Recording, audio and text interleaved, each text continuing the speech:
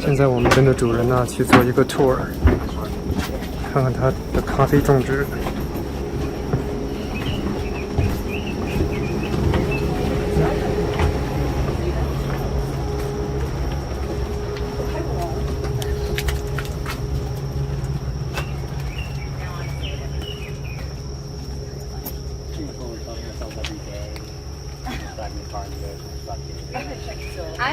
I came for a month's vacation. Past a few coffee farms, right? And you saw they were all rowed and manicured and pretty. That's not us. They're a monocrop. We're a biodiverse permaculture farm. So monocrops tend to be super unsustainable long term. You know, they just deplete the soil of their nutrients. So we like to have a little bit of everything. Makes a lot happier of an environment. Avocados, lots of citrus. We pick it to eat, but we don't sell it. We let it go right back in the ground. But our main permaculture practice is turmeric. Turmeric makes the soil very acidic, and it fights pests and bacteria that attack the coffee plant. So we planted it everywhere. So see all this plant? See that? That's all the turmeric. Well, the root is. The leaf's gonna go brown and die. That means it's ready to be harvested. Pitchfork, pop it out. And so we started selling it because we had so much of it, and it took off. So now we're a root farm. We started selling other roots: Lehua Maui taro, elephant ear taro, Japanese taro. We have a couple different types of ginger as well. But first and foremost, we're a coffee farm. You can see the little green bulbs coming out of the trees. They're gonna get big, fat, and juicy, which is why we call them cherries. Usually I'd have you guys pick one, but we're not in season. Our season is September to January. They're very sweet, and there's a ton of caffeine. My first time picking coffee, no one told me to wear gloves. I didn't sleep an entire night. I'm telling you. The caffeine's so acidic, it seeps through your skin. And in Kona, they say the more you pick, the more you want to pick. Very true. Even the leaves have caffeine. We make tea. It kind of tastes like oolong. That's not half the caffeine content a cup of coffee would. But the entire tree evolved to start creating caffeine to wear off insects. And obviously it works because I can't even touch it. And that's why if you have your grounds, you can go spread them in your garden. They really help with the insects. But the entire tree itself originates from Ethiopia. Cool. And if you're going to see these berries, don't eat these. Someone last week on a tour ate them. These are not coffee berries. These are called tea leaves, T-I. Yeah, that was fun. Well, we'll put on here. Man, my desire to eat a random berry off a tree is very low. Some people are adventurous, some people aren't. I'm not. No. Dude, I love this stuff. It's almost like just farming. You just get your food. It is so cool. It's really cool. And I love seeing it in something. Woo, good girl. So what's the downside of doing that? Why does one community do it? All right, so you can't take live agriculture on the plane with you. You can't leave with an avocado, right? We can mail you our roots. So just got certified to do so. It took a long time, but we did it. So we want to figure out a way to powderize our roots. So most powderizing machines use lead, use chemicals, but we're organic. So these are rock tumblers made of 2 polished rocks that powderize the turmeric. So this is our turmeric bag. The first step, pickers come in, they grab a bucket, a burlap bag, and hit the jungle. Most pickers pick about 10, 12 pounds of cherry an hour. 10 pounds of cherry makes 1 pound of coffee. Are you going to smell something a little funky? This is a fertilizer. And before you roast coffee, it's hard as rocks. It can literally break your teeth. So we can walk on it. Also, September to January, this is a show pile. We won't be using this. The first step's over here. So we take all of our cherries and we dump it in this red machine. It's called a pulver. It grinds the meat off, just the beans in the bucket. Then we fill the bucket up with water to ferment the beans. Coffee is a fermented drink. If we don't ferment the beans, it doesn't taste like much. Luckily, there's plenty of natural yeast and there's sugars in the beans, so we keep it super simple. We just keep it open air for about 80 hours. This and the roasting are 2 steps that can dramatically change how your coffee tastes. So farms get super creative, put in sugars, bacteria. If you leave the husks on, it makes it fruity, and so on. Like I said, we keep it simple. So we drain the water and we throw those soaking wet beans onto the deck. So this is called parchment, and like I said, we're not using this. This is just a show pile. But you guys are welcome to step down. But look at it, there's still another layer before you get to the actual bean. And it should be, it's not rotten, a nice pretty teal green, because coffee's green before roasted. So it sits here for about 2 to 3 weeks.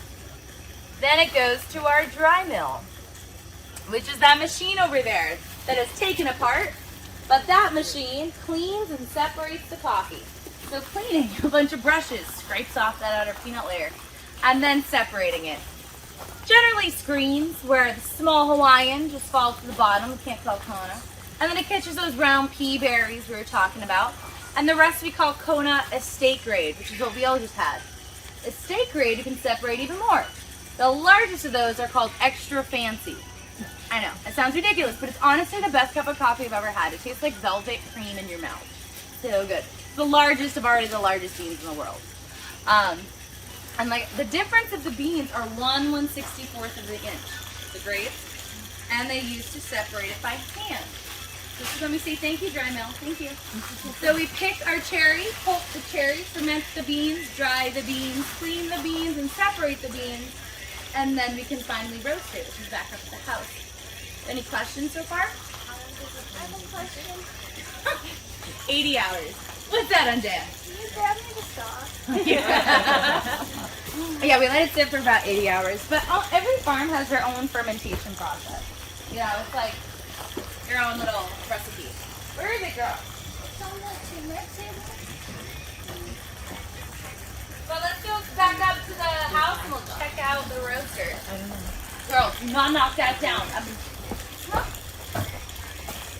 There's a little koi over there the size of my head. I even put a sticker on it that this is Tori's little koi. Best fruit in the world. Isn't that a beautiful little koi tray with a beautiful Angea and the beans? Well, let's go check out our roaster. I think we should be able to grow that at our house. We should have to flat plate. Oh yeah, I think it's coffee. Yeah, oh for sure. Oh. I have to tell you, even though we don't drink coffee regularly, but this simply is the best coffee I've ever tasted. Yes! Yes, Mm. and It is. Kona is, for coffee snobs, the most sought after coffee in the Yeah. world. The most expensive. And yeah, if you drink coffee, Kona is usually what you go for.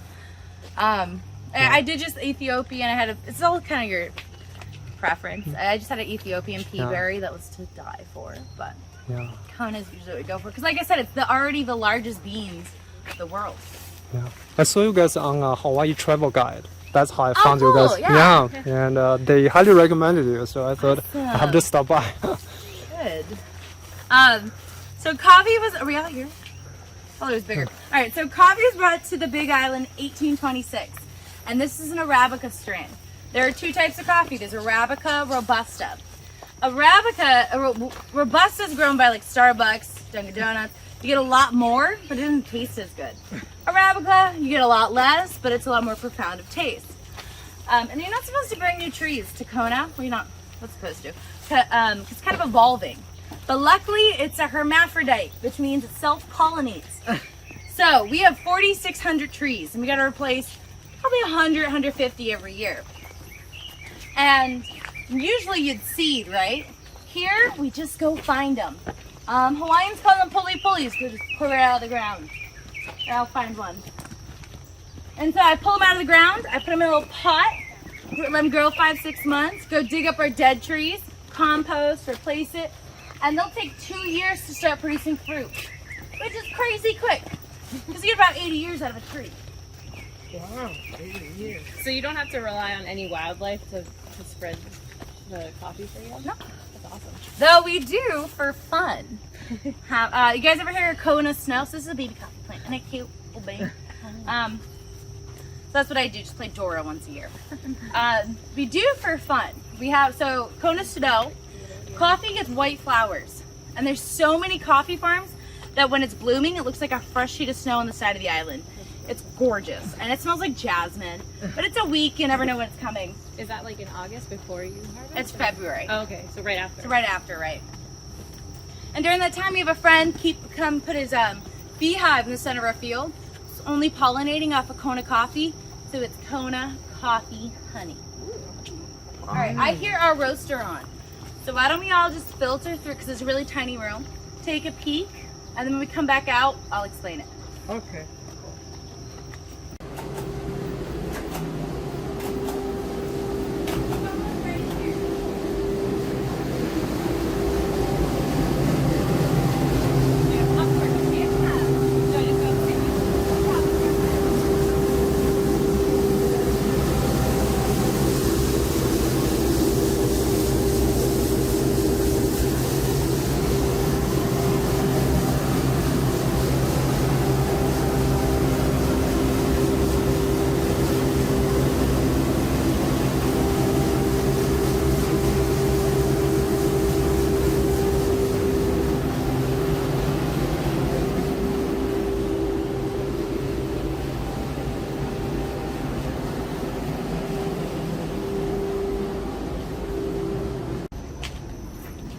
So that was our roaster. You've probably seen them in the corner of a cafe, right? Shiny, computerized.